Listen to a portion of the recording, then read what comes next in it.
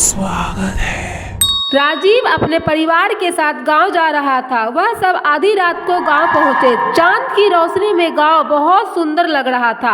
गांव पहुंचकर रोशनी बहुत खुश थी। सब मिलकर घर के अंदर गए और राजीव गाड़ी से सारा सामान निकाल कर लेकर आता है। तभी उसने देखा कि उसके पिताजी सोफे पर बेहोश थे और उनका चेहरा नीला पड़ चुका था।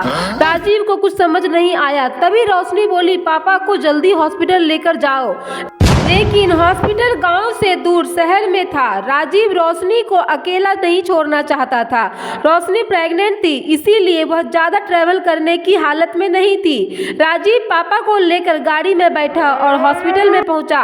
दोनों रात भर हॉस्पिटल में थे क्योंकि बीपी लो होने के कारण वह बेहोश हो चुके थे। डॉक्टर ने ग्लूकोज चढ़ाकर घर जाकर उन्हें आराम करने को कहा।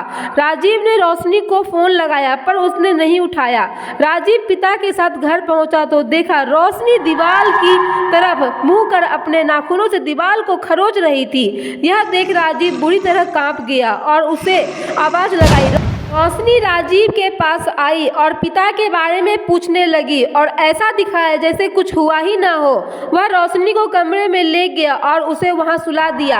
आधी रात को राजीव की नींद खुली तो उसने देखा कि रोशनी वहां नहीं थी। वह पूरे घर में रोशनी को ढूंढता है पर वह पूरे घर में कहीं नहीं थी। राजीव आंगन में ढूंढने जाता है तो उसके होश उड़ जाते हैं। उसने देखा रोशनी छत के कोने में उल्टी चल रही थी और कुछ बड़बड़ा रही थी। राजीव छत पर दौड़कर गया और रोशनी को आवाज लगाई। तभी रोशनी बेहोश होकर गिर गई। वह रोशनी के पास गया तो वह बहुत डरी हुई थी और बड़बड़ा रही थी कि वह मुझे और हमारे बच्चे को लेने आई है। यह सुन राजीव बुरी तरह डर गया और रोशनी का पूरा शरीर अकड़ गया। क्या आपको समझ आया रोशनी के साथ क्या हुआ?